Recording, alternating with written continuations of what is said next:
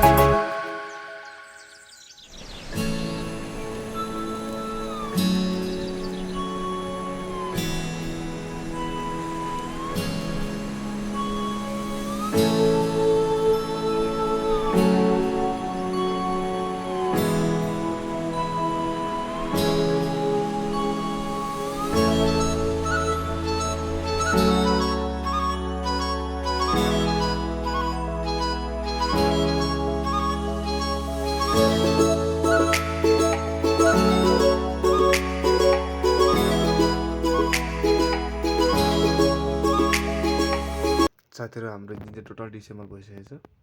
हाम्रो इन्जिनमा चाहिँ खराब के देखेको छ भने यो बडी ब्यालेन्सरको स्प्रिङ बिग्रेको छ। बडी ब्यालेन्सर चेन्ज गर्नुपर्छ एउटा।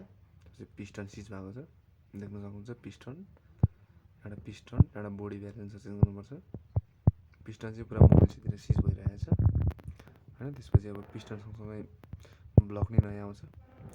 पिस्टनले गर्दाखेरि ब्लक पुरै सिज भएको छ। ब्लक सिज भएपछि ब्लक पिस्टन सेटै चेन्ज गर्नुपर्छ। हामी ब्लक पिस्टन सेटै चेन्ज गर्न आँटेछौँ। ब्लक पिस्टन, भ्याल्भ, क्याम चेन सम्पूर्ण डिटेल दिन्छु म के चेन्ज गर्नुपर्छ भनेर। हामीले देखाएको छौँ पिस्टन, त्यसपछि अब ब्लक छ होइन। यो भ्याल्भ भएको, यो भ्याल्भ हेर्नुहोस् पुरा कालो भइसकेको छ। र रहेको कुरा क्याम चेनको, यो क्याम चेन पनि चेन्ज गर्छौँ हामी इन्जिन बनाउँदाखेरि। र एउटा क्र्याङ्क छ, यो क्र्याङ्क पनि यसरी ढक भएको खण्डमा इन्जिन बनाउँदाखेरि यसरी ढक भएको खण्डमा चाहिँ हामीले रिपेयर गरेर हाल्छौँ। क्र्याङ्क पनि ढक्छ होइन। क्र्याङ्क ढक भएपछि हामीले लेथमा लगाएर रिपेयर गर्छौँ। रिपेयर गरेर ल्याएपछि फिटिङ गर्छौँ। हेडको हालत हेर्नुहोस्, हेड कस्तो भएको छ। पिस्टन गएपछि हेडमा कार्बन जम्छ। कार्बन जमेपछि हामीले हेड पुरै रिपेयर गर्नुपर्ने हुन्छ। हेड रिपेयर गर्दाखेरि हामी भ्याल्भ गाइड, भ्याल्भ सिल, रोकर, क्यामसाप सबै चेक गरेर बनाउँछौँ। भ्याल्भ सिल नयाँ जान्छ यसमा।